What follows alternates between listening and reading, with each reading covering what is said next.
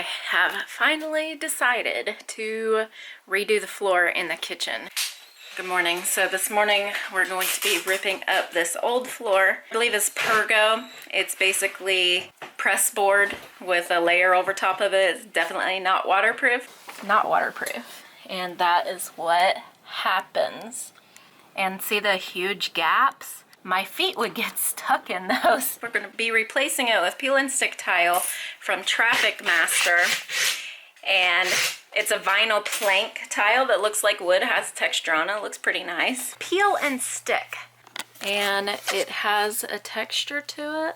So this is how thick it is. It is bendable, so it will hide a lot of like imperfections in the floor. This is the taupe oak. The last project I did, I was sore and unable to walk for 3 days. Sore backs, sore arms. Yeah, this feels good too. Beautiful. It is beautiful. Okay, so this is the before shot, and we're trying to lift up this floor, and it's got some type of weird square screws, so we're gonna have to take those off. But once we get those out, it's a pretty easy process of just pulling up this wood floor. This weighs so much. It was incredibly heavy. We took off all of the trim at first, and I'm going to do a wall treatment. Actually, after I did this, I had to peel up the wallpaper because it was coming off. But I'm gonna do like a baseboard treatment that looks like a much bigger baseboard for cheap or free, hopefully. Not quite there yet, but you'll get to see. So we took off the vent as well, and we cleaned out in the vent. It was really dirty. We're gonna have to get like some vent guards or something.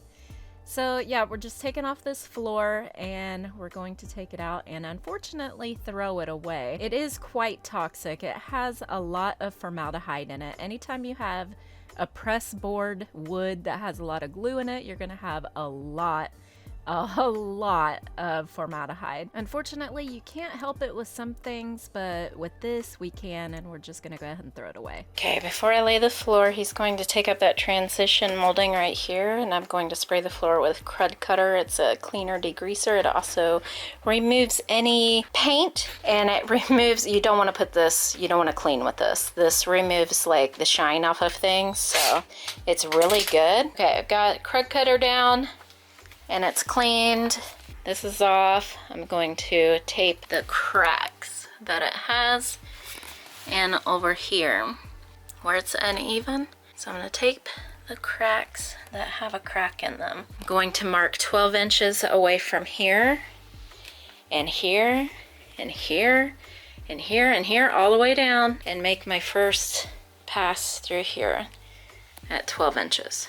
Okay, so I measured, because these are 6 inches, I'm going to irregularly have to cut all of the ones along here, because down here there's like a 4-inch discrepancy. As you can see, it gets very thin and much wider over here. So I measured 1 foot out, 12 inches. These are 6-inch pieces, and then my other piece is going to go here, and it's going to get cut and have molding on top of it. I made sure all the pieces are facing this way. There should be one that stops at 6 inches down there. This is a 20-foot span right here, but still need to vacuum like 20 times. Vacuumed 2 or 3 times already. Need to get this like 20 times. Make sure it's super, super, no hair, no dirt, no sand, nothing. And then we'll start laying it. Okay, put some duct tape down. When I get to this part that's very uneven, I should buy stuff to fill this in, but I'm not. I'm gonna get caulking and just squiggle it in and then set it on top so that it's not such a drastic, it's quite a bit, but I'm gonna fill the cracks with the caulking, the lower spots, and then put the tile over top of it, so it'll help stick and it'll help level it out. I can say that this method actually did work for me. There are some places in the floor where I wish that I had put like some type of sticky foam down, like maybe sticky foam back, double-sided sticky foam underneath where it could have more cushion. There was like one place where I wish I had put more of anything, but it's not cracking and it's on a seam, so it's okay. But also this twine method, it was kind of useless just mark the 1 foot and mark it more all the way down if you need to. Mark it every 6 inches. But yeah, this twine method was really useless, and my husband and I just we don't work well together, so when I asked him to pull it tight, he's like, ah. So yeah, it's just best that I just work alone, and I get more done that way anyway, because I don't have to answer questions. I just do it. So I'm working my way down. This is the first piece that I was able to put down, and since I got it straight, 12 inches all the way down, I did use my markings all the way down. Since I got it straight, I was able to get a pretty straight line, and it looks really straight. So I do suggest that you do mark that first one and just get the first one straight. Don't worry about anything else. Just work off that first one. And to reduce waste, cut the piece at the end. And here's what I did. Okay, so to get my seam, I'm going to take the piece that I cut down there, and this is that. It's gonna go up underneath of here, so that's gonna be my short seam right there. And then I'm just gonna go from there, and I put some caulking. I had to lift it back up and put some caulking under here. I think I'll put just a little bit more on the next piece.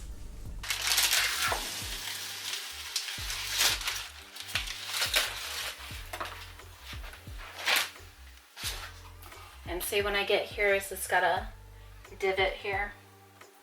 I take the seam, so it's going to keep the seam, together, even though the boards are going to move when we walk. But this is like just going to be a little cushion in this recess spot.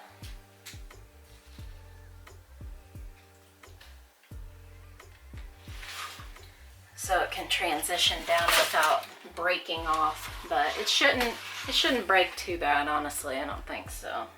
Anyway. Oh, there's my blood from earlier. I cut myself on the measuring tape. It slid on me and gave me a paper cut with metal. You definitely want to be pushing this together, because any space that you have here is going to translate into the next piece and the next piece and the next piece. So definitely get it together on all sides before you move on. Okay. But yeah, once you start that first piece, it's kind of like keep going all the way to the end. Don't stop until you get to the end, because you will waste some pieces if you don't use that end cut. Like, when I get down to the end of this, I might have 8 inches, 12 inches, 13 inches, who knows what I have at the end. But I'm going to take that cut and go to the next lane over. So you definitely want to finish one whole strip before you start another, because if you get a lot of cuts, you're basically going to end up wasting some pieces. Now with this, I have very little scrap left over from where I wasted or cut wrong. I didn't cut wrong. I just used it somewhere else. So everything was used that I could use. My floor is completely covered now. I do have some mobility issues, so if you have somebody that can run and get you another box of tiles, or get you the thing that you left all the way down the hallway, that would be really helpful. Or if you could just remember to bring your tools with you when you move and slide your butt all the way down the hallway. So I'll show you how to get a clean cut every time. Now I have to make my cuts, and I've really not been doing it the correct way, but this is going to have baseboard trim over it, probably a good piece out here. So I'm not too worried about getting it completely straight there. So I need to flip my tile over, so I'm cutting it backwards.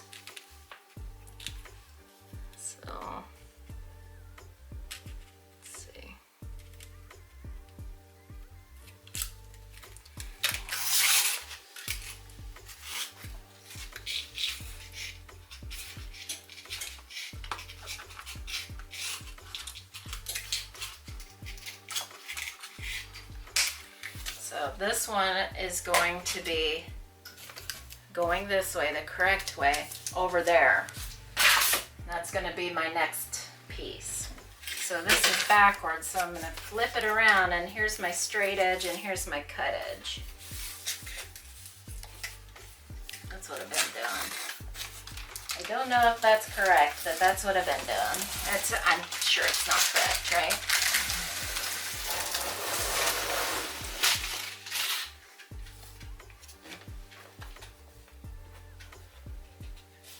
You don't want caulk for it?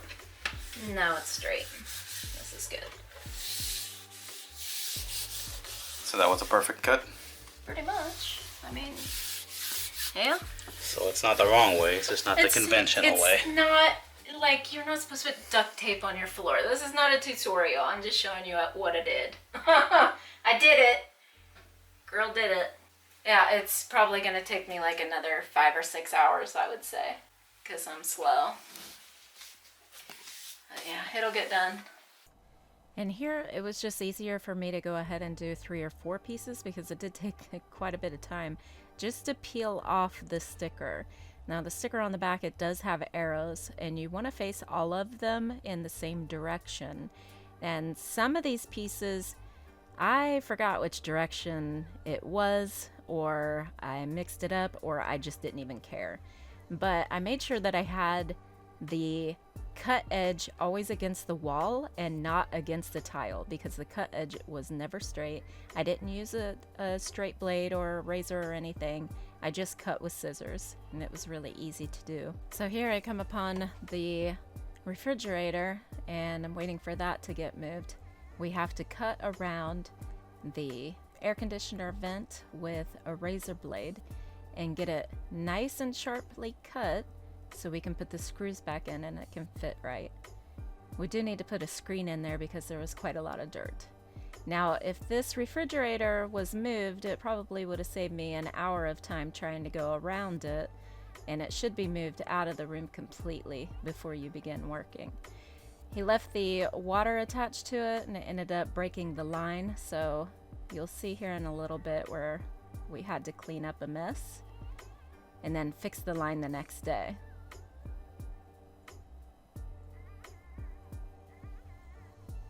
So I'm going to start on this edge right here. It's going to take at least one full tile all the way down, but in some places the gap gets narrower. So later on I'm going to take some strips and fill that in so everything is completely filled and my floor will not be sliding. Okay, so here's when the hose got crimped and cut in the back, so it goes to the ice maker and the water filter. So it was leaking pretty bad and we had to shut off the water to the refrigerator. And we cleaned that up, and I believe my husband ran a hair dryer to get it up. So I'm working on the back tiles right now. You can't see me, but I am cutting very jagged, pretty bad pieces that you'll see later. It doesn't look really good, but it doesn't matter because it's always going to be under the fridge. And I'm gonna go back in later and fill any cracks and any seams and all of the corners and edges with vinyl grout. Now I'm doing in front of the stove, and I'm gonna get as much done as possible. There's also a rack here that I have to work around that's really heavy and it has all of our canned foods on it. He's moving the stove out. Luckily we had floor underneath of the stove, and I just taped the seams, and I did as best as I could along this wall, but I knew that it didn't really matter, so I didn't spend a whole lot of time on it. I grouted, or I caulked a little bit around the side where food usually falls down, so there are no gaps for food to stay in. And I just pieced it together back here, and I'll grout that later. The main thing that I was focusing on was down this hallway. I wanted it to look really nice and seamless, and in front of my kitchen sink. I knew I wanted that to be something where if I looked at it, I didn't see a bunch of mistakes, and I was happy with it, and so far, so good. It looks pretty good. I have the tile actually tucked up underneath of the cabinets, so you can't see the beginning of the tile. So I'm actually quite happy with how this turned out, and even though it was a lot of work, I think that anybody could do this. Okay, So I'm done with the floor and life. It was fun while it lasted. I'm just gonna finish up the dryer and washer and be done with the whole thing. Okay, so it's the morning after, I believe. Has it been an extra day? I don't know. It's the morning after. Last night we went and got some floor putty, and he fixed the connection to the water for the ice maker in the fridge. Okay, so we don't have a floor, probably about this much. We have a floor, we just don't have a subfloor, so it's uneven. We need to get up in there and raise it up and put like some slats and stuff in there. But for right now, I wanted to go ahead and finish this project because I know that's never going to get done, honestly. So it is going to have some cracks over here on this side, and I do not recommend janking this floor up like this, but I'm going to put some tile grout in it. Now I've already put tile grout in from like here to here, and you can see the difference that it makes. Like this has no grout in it, but you can see the floor. Where is the grout? Show it. Right here. And where is no grout? Show it. Right here. So let's do this one right now. And I just bought the ready mix stuff, so I'm not putting it on with what they recommend to put it on. They recommend a float. I don't have a float, so I'm using a paint knife. Dollar Tree calls this a paint scraper, but I'm using a putty knife. So you just put it in, push it down. It sounds like grout, but it's for vinyl tile. Okay, so also you're not supposed to get this floor wet, but they do recommend that you wipe this haze off with a sponge. So get off as much as you can with your knife. And then what I was doing, so these aren't very wet, is this is a baby wipe, and I'm just running down the side of the seam where I can see that there's excess and wiping it off. They do recommend that you also wet the tile first, and that probably would be, you know, just like wet it a little bit. That tile probably would be good, but this is going to be sealed. This is, from what I've read, vinyl grout is flexible, so it's not going to crack.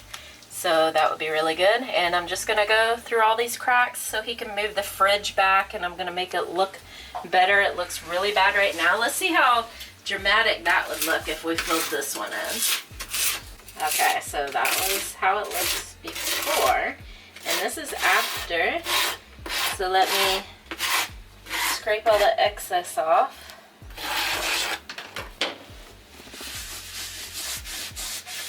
You don't want to like rub the grout line though. You want to leave that in there and just wipe over it to get the excess that's right there. But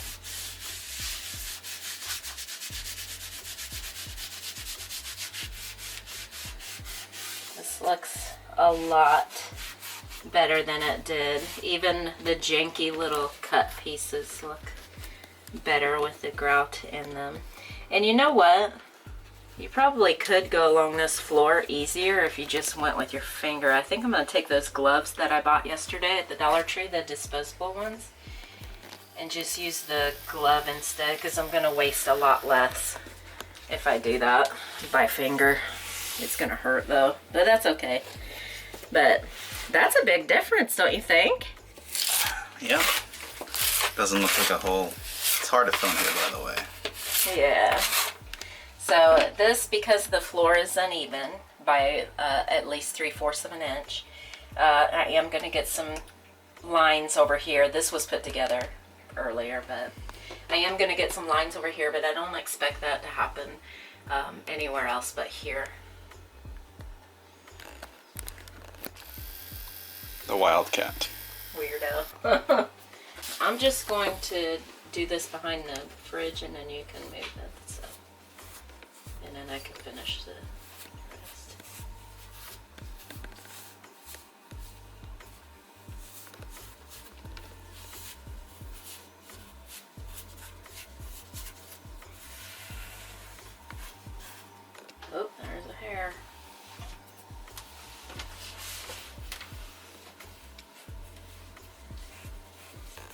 This floor is built on wood and hair. How's it look, Abigail? Great. I love gray. Me too. One of my favorite color is black. Oh yeah? Fourth favorite color is gray. Nice. Hi. I think that looks great. You get it? Great. I do get it. I made a joke. I have a joke for you guys, too. What is it? What did the ice say to the beautiful lava? What? You're hot. Wow, Abigail. 2022 language. Okay, so I'm finishing the last part of the kitchen hallway laundry room, basically. I put this strip down. Now, the other side, I did it the other way, and it took me like 20 minutes. If you see the other side, it's got one full tile on it, on the front of the closet. I'm not going to do that because I'm not going to spend 20 minutes and have my whole project depend on that cut. So I'm starting right here at this wall, and then I'll piece that one in when I get there. So I did this one already, and I'm just going to go down, have the cut right there. So I'm going to take the cut piece and start it right here so my seams won't line up. And then I'll be done with this, and I'll finish the front strip. You can see right there, that's the last piece that I need to do. The front of that and the front over there against that wall. That's going to have trim on it, but I need to have all of the floor down before I put the trim on. So I want it to be completely covered and sealed because this floor has a lot of gaps in it. So it's going to be done probably in like 20 minutes, this part.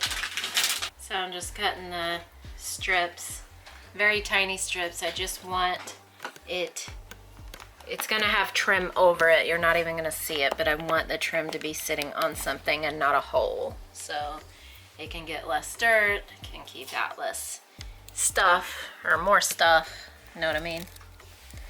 So this is just, I mean, look, this is just like a little bit that's gonna go. You're not even gonna see it, but I want it here to put over the trim, so. And it'll help keep the floor in place too, less sliding if there's something here.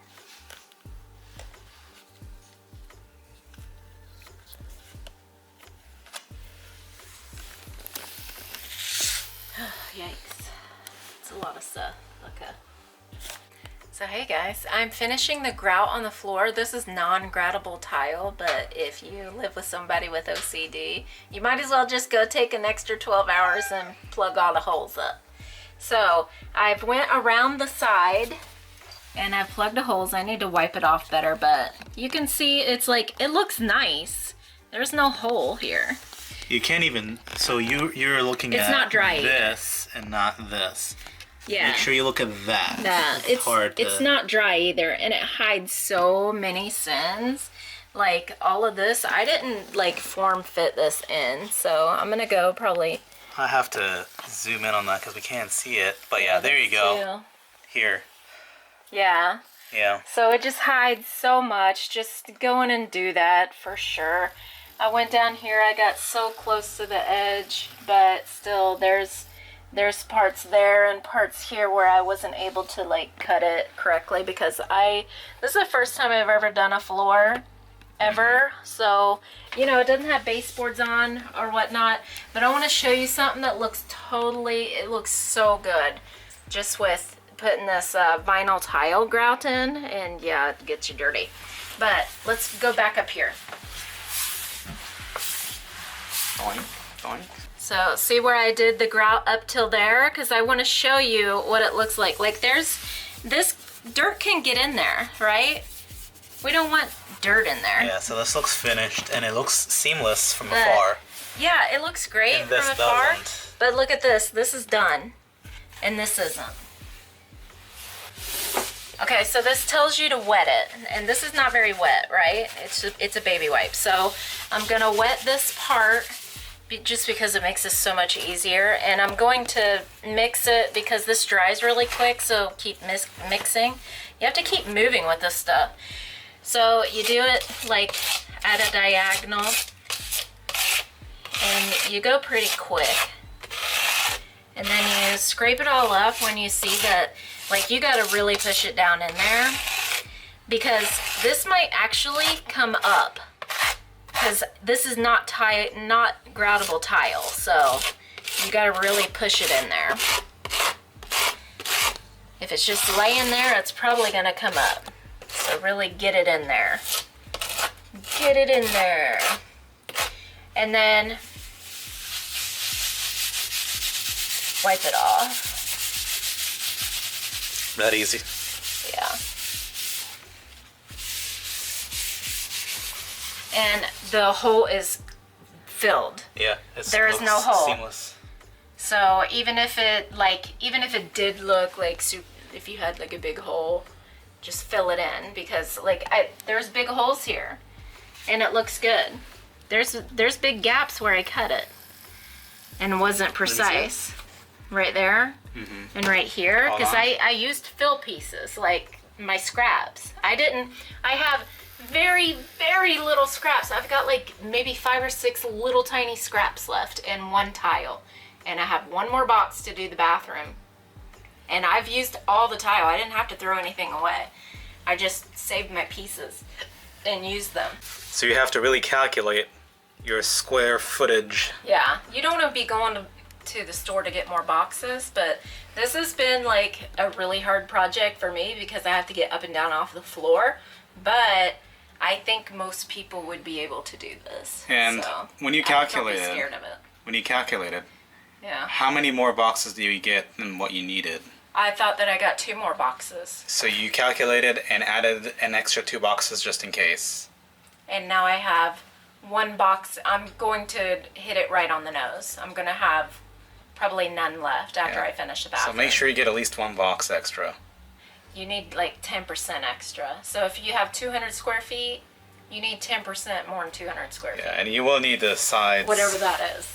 You'll need the sides and extra pieces for sure. Yeah, so like some of this, I don't have to do this. This is but really good with it though. it's got a hole in it, so I'm just gonna, because I'm here anyway, and I'm almost done. Like, I've went down the hallway already.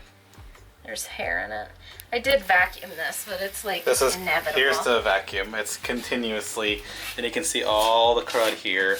This continuously gets refilled. So, I would highly recommend this. It was extremely affordable to replace our stupid floor that like we hated as soon as we moved in, because it was bad. It didn't accept water at all. This is waterproof, and especially since I'm putting this grout on, like nothing ever is going to touch the subfloor. So this is really, really good. Yeah, and you can tell this is very modern looking and completes the new appliances. Didn't really complete the look we were looking for. And this is just the early stages of renovation too. All of these bottom cabinets have to be done. The backsplash has to be done. This wall and others. But the floor looks really, really good if you're able to just look at the floor and not everything else.